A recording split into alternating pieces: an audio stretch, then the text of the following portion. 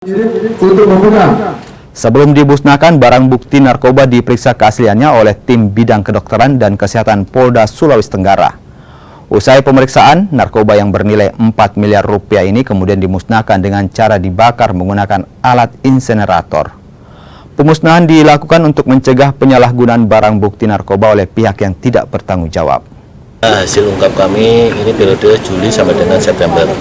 Dalam periode ini kita ada 14 LP yang kita musnahkan dengan barang bukti ada 2 jenis berupa sabu-sabu dan ganja.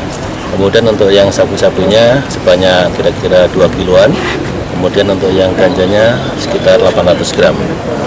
Kalau dikonversikan, kalau 200 atau 2000 gram itu kalau dikonversikan menjadi rupiah sekitar 4 miliar. Kemudian kalau dipakai ataupun dikonsumsi itu kita bisa menyelamatkan kurang lebih 20.000 jiwa.